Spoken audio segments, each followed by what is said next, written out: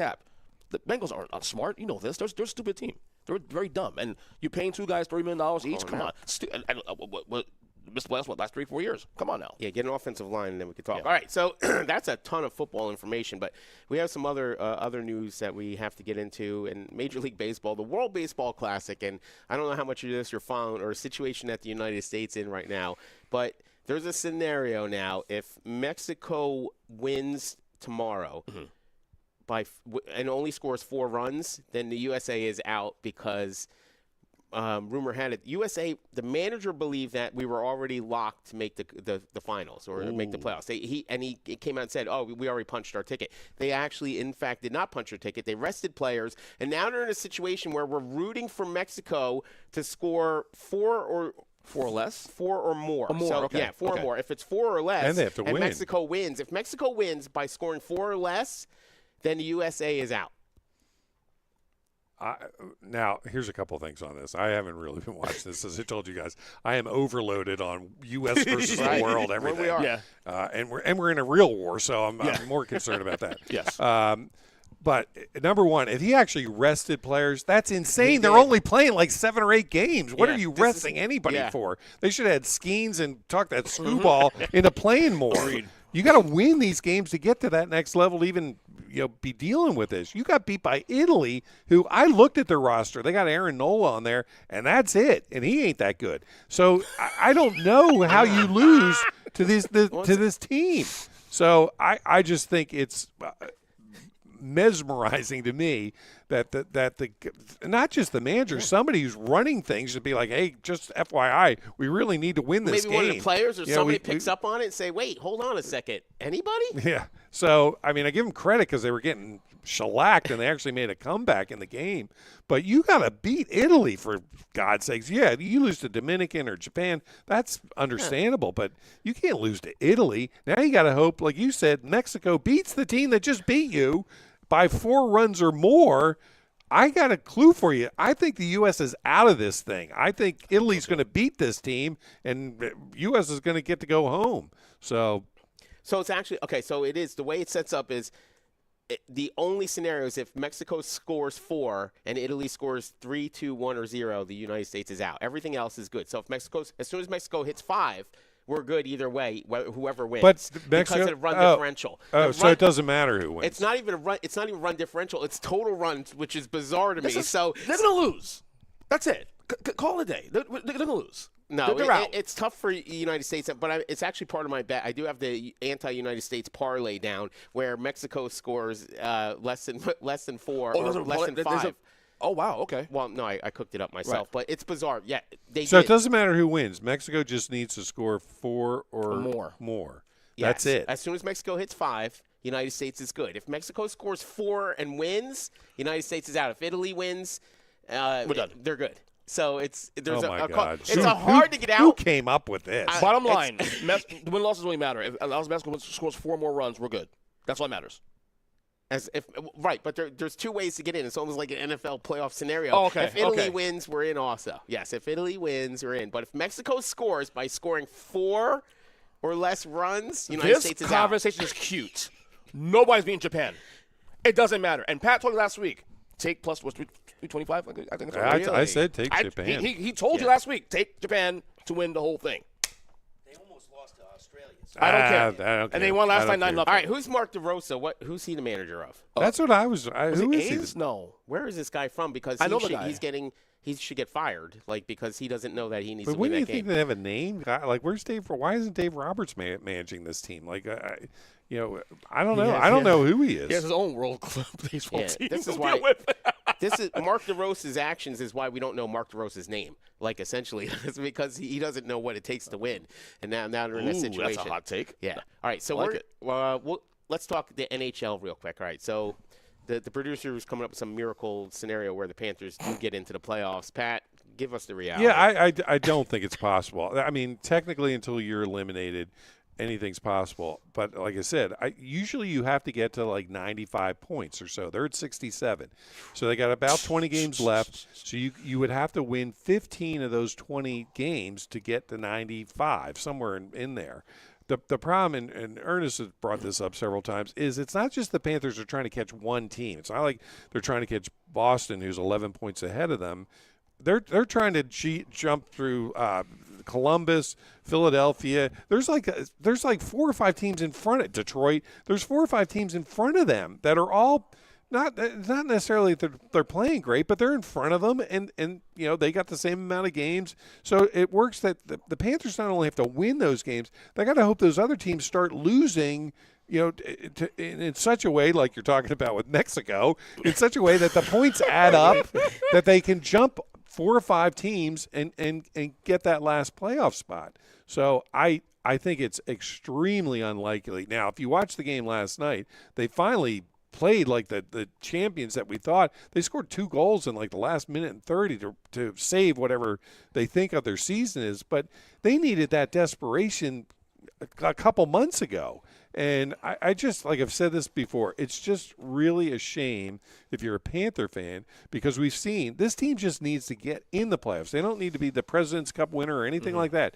You get in as the dead last team with Bobrovsky in there and he gets hot, and if you could even hope to get Barkov back, this team could win it again. Yep. But you can't win it if you're not in the playoffs, and I just think they put themselves in too big of a hole. But we'll see. They got Columbus, one of those teams. They're playing them tomorrow night at home. They lost to them for the first time in like 8 years in Columbus a week ago.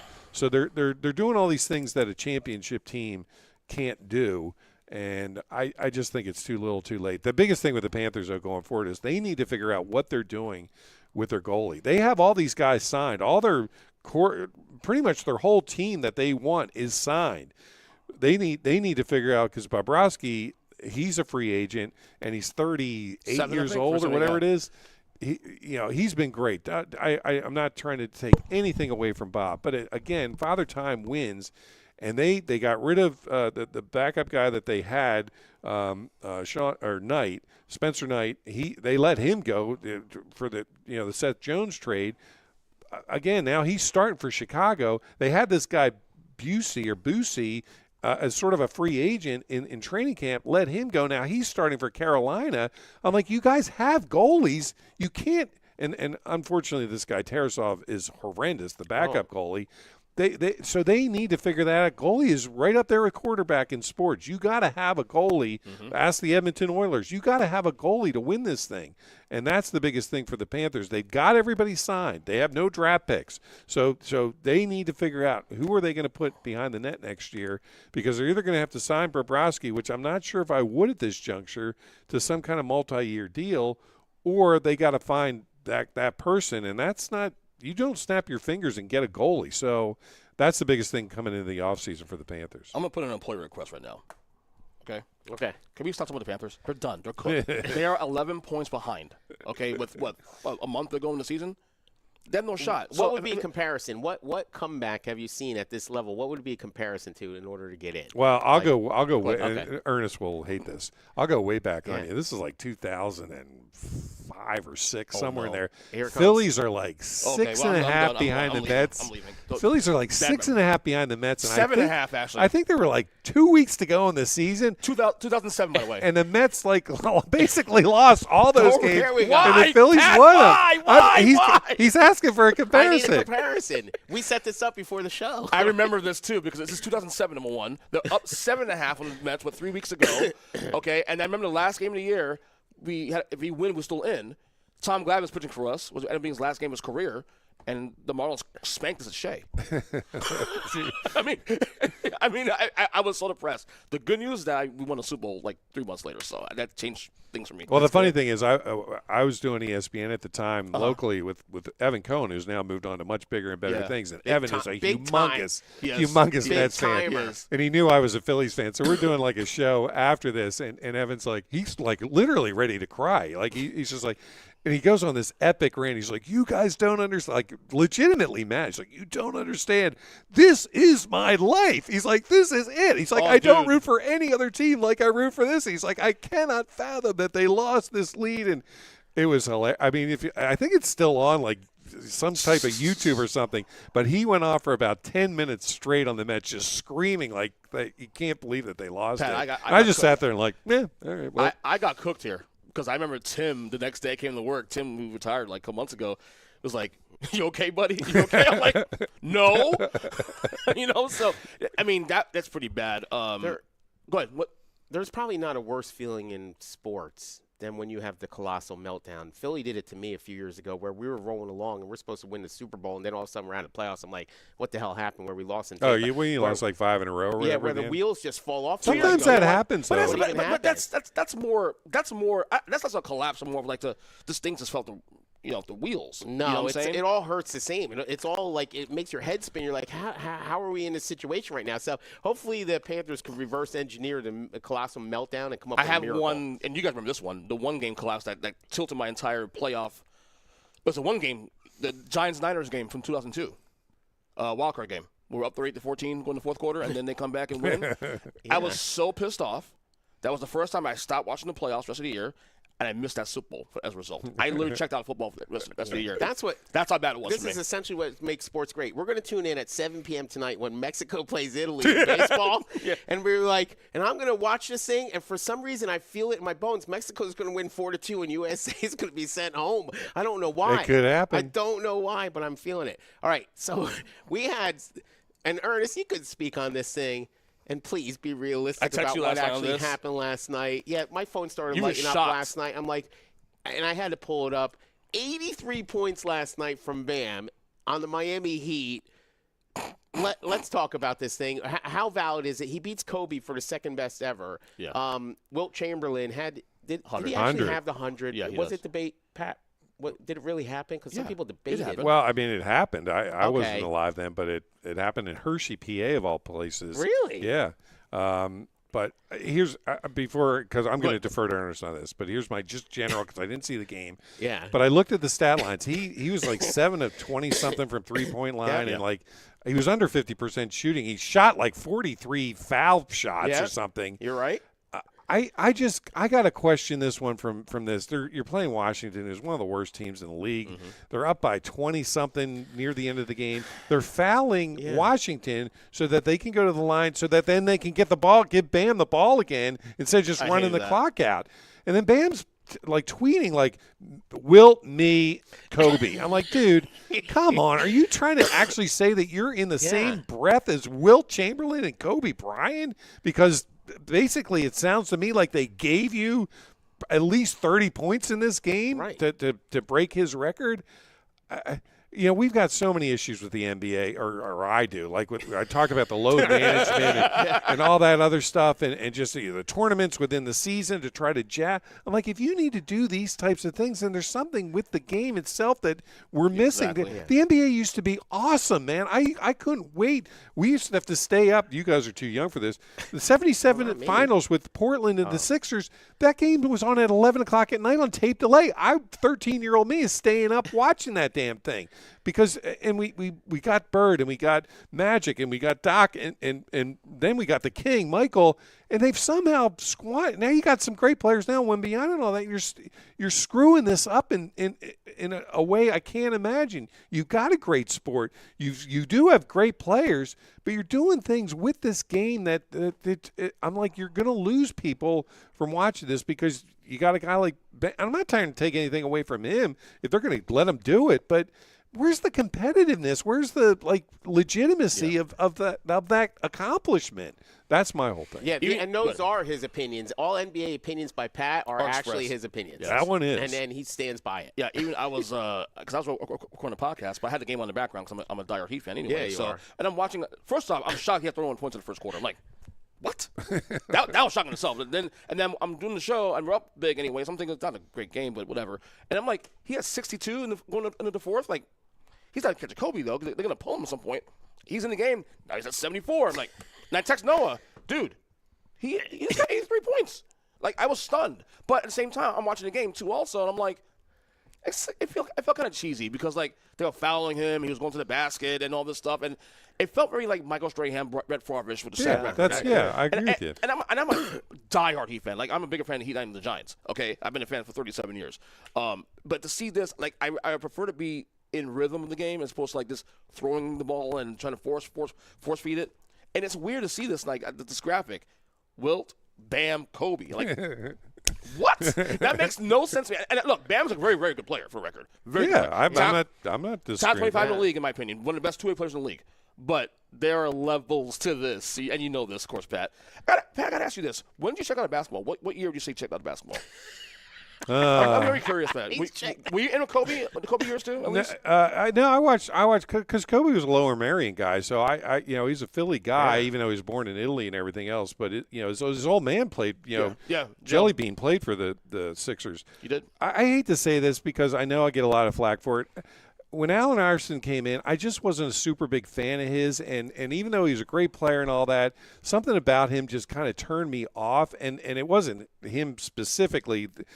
Things just after like 2000 and when Michael got out, it just sort of changed for me, and I loved. Don't get me wrong, I didn't like the Bulls. I wanted the Sixers to beat them, but man, he was just like one of those once in a lifetime competitors that wanted to win. He didn't give a crap about anything else. Like there was no tweeting, "Look at me, how great I am." The dude just literally cared about winning, and those are the type of guys that I love. And when he left, Kobe took that mantle up to some extent. But then he had Shaq and all that stuff with Phil Jackson, and I was just like, well, would Michael be able to do this? Probably with a guy like Shaq as well.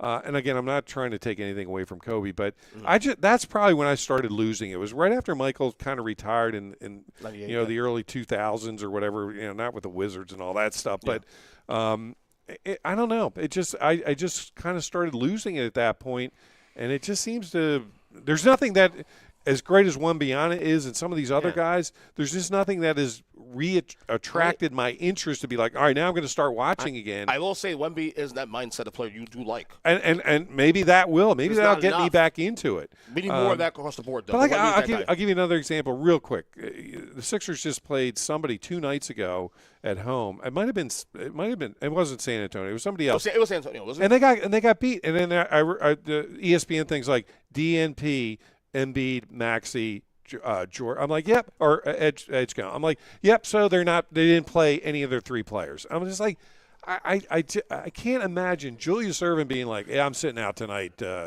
Gene. So Max is out 3 weeks, I think, actually. Yeah. So it's just one of those like I'm just like, you're not even trying to win this game. You're not even trying to win the game. I used to be invested right with Pat, with all the greats. I was a big Knicks fan, Ewing and all those guys. I miss the competitive nature of the game to where the teams absolutely hated each other. Boston and L.A. hated each other. There was no like high-fiving or anything. With the Spike Lee on the in side Detroit, where he's doing a thing they in his hated face. everybody. Like, where is the hate? Like, Anthony Mason used to be down there trying to punch guys. Like where is it where they don't? But now it's, I think the business part of it, where it's like everybody goes and they make all that money at the end, and then they're showing each other their Rolexes and stuff at the end of the game, taken away from that. Where is the competitive nature? The natural sports by nature are supposed to be competitive to the ultimate. You should absolutely hate losing. You should look across at the guy and absolutely despise your opponent every time you step on the court. There's no other way to play I'm going to say it. As controversial as going to sound, money is rooting sports. End discussion. Yeah. End discussion. Yeah, just regular competitive. It is. They're competitive. Just regular competition has a great thing to it when you keep the money out. But Pat touched on all the things. This is an absolute asterisk. I actually think that. How about this? When Kobe won the game, when he scored his 81, he had 55 in the second half in order to win the game. They were down by, I think they were down by 20 or something. Correct. And he had to score every single one. I think unless you're down, how about this? Unless the score is within a certain range, it should absolutely not count. Like, if you're ahead by 80 and you're still lighting it up, that's wrong because you're supposed to be replaced and stepped aside. This reminds me of the Dolphins were actually in position to score the most points in the NFL history of the NFL, and I was at the game against Denver. And they line up for they drive all the way down to like the 10-yard line for a chip shot field goal with 2 minutes left on 4th down. And I think they kneeled the ball down instead of taking that record. That would have been an official record. I would have been there for the record for the most points scored ever in a game, and they decided not to take it. That's totally different. They should have took those points, get in the record book. But this thing with Bam, and I didn't see that tweet, but I'm going to make sure I jump in on that I think he tweeted that. I think he put Wilt, me, and Kobe or something. There's some tweet out there that I saw this morning. I'm like, what? And Bam's a pretty humble guy for the record, too. So yeah, that's what I mean. It was weird. Yeah. He was getting triple teamed at some points, and they're just hacking at him and slapping at him, and then Miami fouling at the end of the game to get the ball back or whatever. That's stuff that's reserved Very for Strahan, kids on the Xbox. I didn't like it. No, even though I'm happy I got the record, but still, it's like that's right. My favorite now is when the guys exchange jerseys. Like you just you got your ass beat by someone. It's like, hey, can I get your jersey? That's like, all sports now. all though. right, yeah, I know. Yeah. It's one of those things that have happened now. I'm like, again, I'm not even in the realm of the professional athlete, but I can't imagine after getting my ass beat in whatever the sport is, and some guy, hey, can I have your jersey? I'm like, get away from me! I'm ready to kill somebody. The one that is most amazing to me, is in the UFC. These guys go in there and absolutely try to pummel each other and kill each other.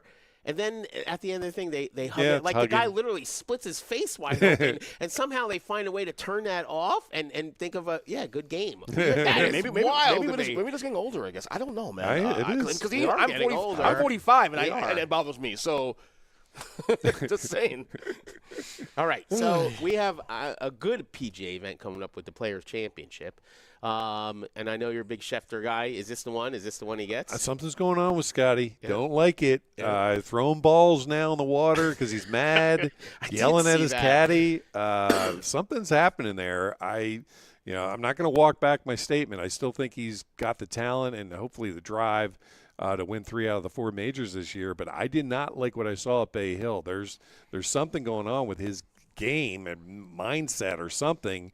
When you see a guy like Scotty Scheffler throwing balls into the lake and yelling as loud as he can at his caddy, there's some issues there. No penalty for that with the PGA? No. The round was over, so he just took his ball and threw it in the water. But now you can't throw it at somebody. But what if the round's not over? Is there?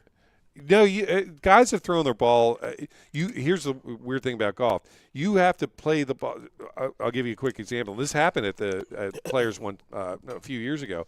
Like if you go to mark your ball and it's on the green and you give it to your caddy and drop and it went into the water, you got to go get the ball or it's a penalty. Like you have to finish the hole with the ball you started at or it's a penalty. Now, once the hole's over, you can throw the ball into the water if you want to. But yeah, and here's the other thing. I would have taken Rory, but I think he'd hurt himself. He hurt his back or something and had to withdraw from Bay Hill. So this one might be one of those that's kind of open. Maybe you go with one of these younger guys that's been playing well lately. This kid that won, at Echeverria, who knows? It could be one of these young guys now, takes the mantle for the Players. But, my 2 main guys, one's discombobulated and the other guy's hurt. So I don't know who's going to win this one. It really might be an open field. So this is not a major, right? But it's definitely it's as close to. It's close. Yeah. But this is the biggest tune-up before the Masters. Right. Yes. We agree with that, yes. right? Yes. So Rory's still on the board, plus 1,600 right now. I think he's going to play. He's my pick still. But he's hurt. Like he had to withdraw from because he hurt his back. Which I'm dealing with right now, so I can tell you can't swing. You can't swing a club. I saw you coming down the hall. I was like, I can feel that. I need my there cane. It is. And you can spot it right away. Like your gait gets totally different. Where it's like, you're good. Yeah, it's all so you find some value here. There's a lot of good value bets here you can look at. Look, how about Ludwig Aberg at plus 2,000? I mean, I look at that one. Make some money in this one. If Scheffler's not feeling good and Rory's hurt now too, also find some value somewhere just for fun and see if it. Yeah, you start throwing your ball in the water and you're on your caddy. That's where you're bringing the sports psychologist. I'm a big fan of that. Like, sit him down and be like, okay, what are you feeling today? But I like how Scheffler. If you watch a lot of Scheffler's interviews and things like that, he's very cerebral about golf. He's just like, it's not who I am, it's what I do. It's my goal is really just to try to be the best I can, and if that ends up winning tournaments, that's fine. Basically, he's trying to say like. This is a secondary part of my life, like being a father and all this stuff, which is good. Like, that's what you want. But then you see him throw a ball and yell at his caddy. I'm like, I'm thinking it's a little bit more important to you than, kind of what you're giving All us. right, so as far as golf goes, mental part as a percentage, right? There's physical and mental. How much is the mental? At this level, Yeah. Mental's 90%, maybe higher at that level. Wow. Because they all have. No, I play with a bunch of pros. They all have physical ability to put the ball in the position they need to put. For the most part, what differentiates pros is their ability to make putts. They all hit the ball 300 yards. They all hit it on the green. Yeah. It's the guys that can make putts. So putting is more, to me, it's more of a mental. There's a big physical part of swinging a driver or swinging an iron. When you get into the touch, the chips and the putting, that is the mental part. That's where you have to super focus. You have to pick your line and hit it at the right speed and all this, and hope you don't get an imperfection in the green and all this other stuff to even have a chance to make the putt. So that's what differentiates, to my mind, really good players from great players is ability to make putts, ability to stay calm in the situation, and that's all mental. That's your belief in yourself. Yeah. Can I do this? What situation? You look at the last couple of weeks. You had Shane Lowry, who's he's won an Open. Absolutely collapse when a tournament's in his hands. You had Berger last week, up 4 with 4 or 5 holes to go, and a guy, Batia, stage an unbelievable comeback. All that stuff is what do I need to do? Tiger was the best at this, like 13 of 14 closing out majors when he had the lead. Put that shirt on and throw everybody off. But man, the biggest thing about Tiger was he was mentally the toughest player who's ever played, and that includes in my opinion, Jack Nicklaus. Tiger's the toughest mental player. Everybody says he does. He is great with irons, great with all. But he was the ultimate grinder. When he needed to make a putt or chip in, he did it. Look at all the damn highlights. There's a zillion highlights of him doing these incredible things around the green. That's because mentally he's like, I know I can do this. Other guys are up there like, please get close, please get close. He's like, I'm making this. That's the difference. They should do a study in this, and I've seen this play out. I've seen, so I work around poker players, and poker players love to play golf, and they love to gamble. And I've seen a scenario where there's a guy who's actually like a golf pro, and he'll go and play with this guy who plays a little bit. But what will happen is the guy who plays a little bit will take the golf pro and be like, let's go play golf or whatever. And be like, okay. And then when they get out there, he's like, let's play for X amount of dollars. And then he calls out a shot, and he's like, for $5,000 for a putt this pro can make 99 out of 100 times, he takes the wager. And he can't make the putt because it gets in his head. Sure. And they do this. And I've seen this play out multiple times. If you put somebody in a spot where they're uncomfortable, they can't perform, and they get the yips. And he's That's like, right. I could literally make that putt every single time, but now I'm $5,000 if I miss it. Yep. It's a problem. It changes the whole game. Absolutely. That's a crazy game. All right, so we have March Madness coming up, and we'll have that contest posted. We're getting close. The bracket challenge, and we had a lot of fun with this last year. So that'll be posted on all social media. It begins March 17th. I can't believe how quickly this has come up on us. It happens fast. Final Four, it's a little tough to pick a Final Four. Who do you like overall? Well, I think I said this I'm taking Duke versus the field. Now, I know the guard or whoever just got hurt. That's big. They can't lose guys. But assuming that for the most part they're going to be healthy, Duke's the best team. Now, a team like Florida can give them some trouble. Mm-hmm. There's some teams out there. Houston's not bad. There's Arizona. There's some teams that aren't bad, but they're going to have to play out of their minds, in my opinion, to beat Duke. They can do it. But if you had to ask me, I would take Duke against the field. They're the best team playing the best right now that I've seen with that injury accepted, because I don't know how that is going to impact them. But you don't want to lose, especially a guy that runs the floor for them. I'm not confident I'm taking one team, but I could definitely see a group of teams that get into that Final Four conversation, depending on where they're placed in what region, whatnot. Definitely Duke, definitely Michigan in the conversation. I think Florida's dangerous as hell, and I think even Arizona. There's a lot of good teams right now. This is the first year probably in a long time where, especially the last month or so, I've been really plugged into college basketball, and it's a good product, man. It's a really good product. Yeah, so, Duke, obviously, Houston, UConn. I like Florida in there. There's always a few other teams, and hopefully you get a little surprise. Something's going on with UConn. I don't like the way – they just lost a Marquette or somebody. and Coach Hurley's an odd guy. I don't know what's going on there. If you had to ask me a team though that might go out early, it might be them. There's something going on with that team. So hey, there's a team that's 30-something-0 that might not make it. Who is that? That's is it Miami of Ohio? Yes, Miami, Ohio. Why is that though? Why can't get in?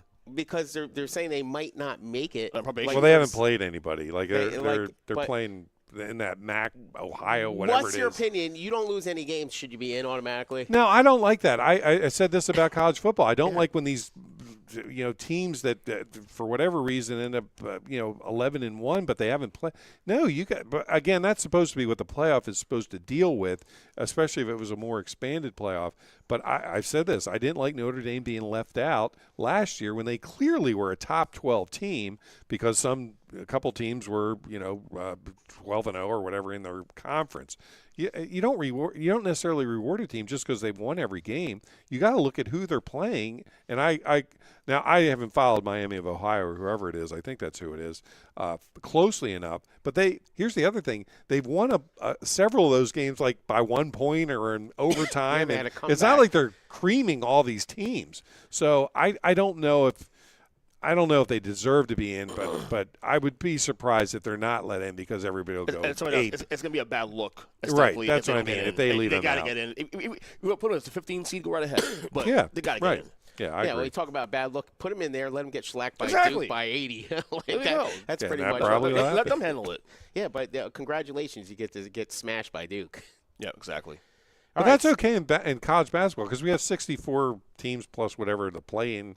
So it's okay to add that. In college football where you have a finite amount of teams, letting some team in just because they won some mid-level conference is ludicrous They to me. need to start this isolating. Like, if you're playing a conference that's not good enough, don't even consider them. I'm with you. Get them out. Get them out the paint. Get them out. We're not considering you. That's why we used to have Division 1 AA or whatever it was. There's They have their own tournament. NIT. Get them in the NIT, right? That's you could do that. The loser I used to love bracket. NIT back in the day.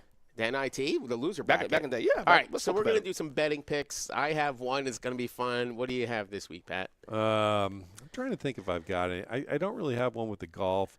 Panthers are starting to play a little bit better. All right, again, this is not on the level you guys are doing these things, but I got to take them at home against Columbus. They got beat by Columbus last week. They got to be feeling it a little. They actually won 2 in a row now, so maybe whatever desperation they have, it continues against Columbus and they beat them. All right, my parlay. I got a 4-team NBA parlay tonight. Knicks Jazz tonight. Give me the Jazz plus 13 at home. They may not win, but plus 13 points. Come on now. Okay. Jalen Brunson over 26.5 points. The Cavs to win Orlando tonight, and then the Raptors -2 over the Pelicans. What do we get? How much? $25 to make you $357 with the profit boost also. All right, I'm gonna have a little fun tonight, and I'm gonna watch World Baseball Classic for absolutely no reason at all. So I'm gonna take Italy plus 220, which you're not supposed to win, and then under the runs at under 7.5 runs, which would put the United States in jeopardy of not making the finals there, and that's plus 500 for the anti-USA baseball parlay. Hey Pat, real quick before we go. So right now, as we sit here, the Panthers are plus 15,000. That's what you Stanley need. Cup. Let's go To win the Stanley Cup. Yes.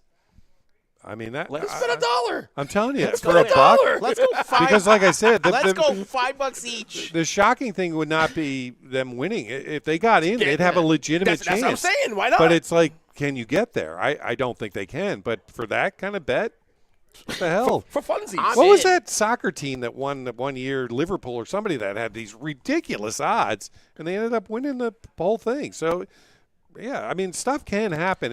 This isn't like you're picking the New York Rangers or something. Yeah, to we're win it. done. We are done. You're picking a team that if they can get in there could win it. So yeah, I'd put $5. Yeah, bet that's hot dog money. Well, Who you cares? get the momentum. So let's say you do get in. If you get in now, if you got you're in, like, that's because you look won out. 20 Oh my games God. in a row. Now everybody's in trouble. But now you're feeling yourself now too going in. Sure. So yeah, absolutely. Right. All right, so that'll about wrap up the show. Anything you're looking forward to this weekend? The sports are starting to heat up a little bit with a couple different things. Obviously, you're a big fan of the golf, paddle, parlay too. Yeah, TBC is one of my favorites. I mean, it's a little contrived in some ways with the 17th hole and everybody yelling and screaming, but it's still fun. I think it's one of those. I don't know if I would ever put it at a major level because there is some goofy holes out there. But for the most part, this is when you start getting a taste from the guys that are ramping it up for Augusta. This is when you see some of those guys start to come to the front of your mind. So I think you'll see that. And then just what we talked about, you got March Madness coming up next week. Everyone's going to complain about some team that gets left out. But yeah, this is really starting. Besides football, this is as fun a part of the year as you're going to find. Yeah. I'm really locked into the NBA Eastern Conference now. I thought the East teams were set. The 6 teams, playoff teams are set. No. First off, Jason Tatum's back, number 1. Celtics are red hot. That's crazy. He's back. Yeah. And a little rusty, but playing decent. Despite the rust. All of a sudden now the Heat are the 6th seed in the East, which I thought they had no chance shot of getting like 2 weeks ago. Okay, Orlando, Miami. Yeah, look at Bam scoring 83. Philadelphia is now fading. Who the 6th seed? They're now fading. So all of a sudden the East has been. It's a little weird now because the Cavs are playing good basketball. The Knicks are the Knicks still. They're hanging around. The Pistons have had a little bit of a slump recently. I know that champion will probably come on the West because he's going to be the Spurs or the Thunder. But the Eastern Conference is very, very fascinating right now if you get into like this late part of March. So yeah, I'm not ready to shift gears and get into the NBA just yet. There's still a lot of basketball left to be played there. Mm-hmm. But yeah, the things that are exciting this weekend, Selection Sunday. They'll pick all the teams, right? All the brackets and everything this Sunday. So I'll be tuning into that. The golf's on. The final. It'll almost be like Sunday evening at 5 o'clock. You have sports on for the first time in weeks since football ended. So yeah, that'll be my weekend. Or where does Kyler Murray go? Kyler Murray goes somewhere. To Minnesota? Yeah. We'll see. Yeah, that probably that would be the most logical place. Yeah, Minnesota for Tyler. Skol. I know you hate that. Skol. Yeah. All right, guys. Well, that'll do it today. I hope we made you proud today, Mike Jameson, because I'm trying to fill your big shoes in, you did good. In this Very chair. proud of you. We're talking a lot about the Raiders, too, and he's not here. A lot of stuff. They're actually making a lot of moves and things, and he's not here to comment on it. Undoing moves now. Well, not their fault, but. Yeah, so that's it for me and Pat and Ernest, and we look forward to seeing everybody next week, and we'll really hammer out the March Madness brackets. Stay tuned on our social media and get involved in that. We'll see you then. All right, boys. PBKC is your entertainment destination for poker, table games, OTV, Paddock live events, and exceptional eats. The Paddock restaurant is perfect for meetings, corporate functions, parties, fundraising, and more. Call 561-683-2222 extension 199 and book your next event today.